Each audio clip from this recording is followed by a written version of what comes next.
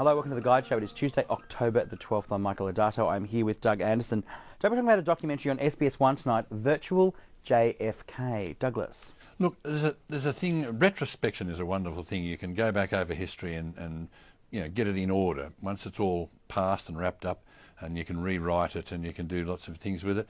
We all like to speculate on, if only I'd said this, when that guy approached me in the pub, and when the boss has bawled you out and he leaves the office, you wish you'd said this, and you'd come up with all those smart one-liners.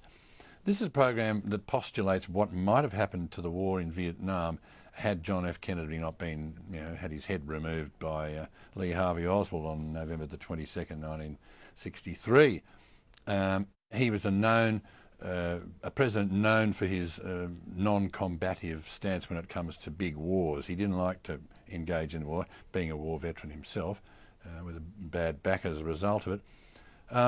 He liked to use diplomacy and to talk, and he was very good at it. And a lot of the most interesting part of this doco is sort of informal clips of Kennedy talking to the press about various matters and showing how he was quite playful, very candid and very honest in his replies. It's a bit hard to say what would have happened, but it's interesting to speculate that a man with a tendency not to want to be belligerent might have led the whole thing in a different way, and a better outcome, a better resolution would have occurred. It's a pity that Henry Kissinger isn't alive to see this.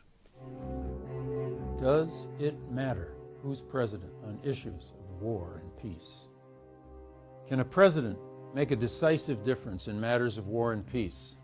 Can a president decisively lead his country into war or keep his country out of war? Or are the forces that drive nations into conflict far more impersonal, out of the control of any single human being, even a president? This is a compelling documentary, and I think to me what's really interesting about it is that sort of, you kind of always imagine that spin has surrounded environments like American politics, in particular presidential politics, for all time. But in fact, what the most striking thing about it is the very natural and relaxed and frank way in which he engages with his interviewers, or kind of questions that are asked of him, which feels so strangely alien to somebody who lives in a world where politicians only answer in scripted, kind of non-confrontational, red alarm, non-alarm bell ringing kind of rhetoric.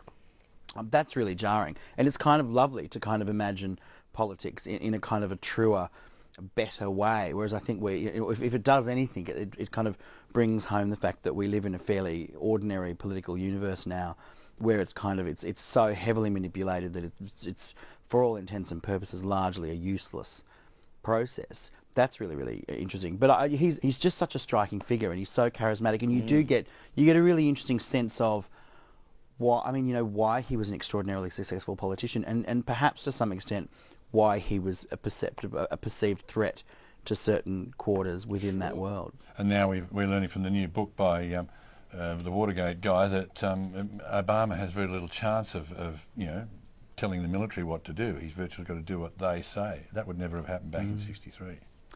That is Virtual JFK, which is on SBS One tonight at 10 p.m.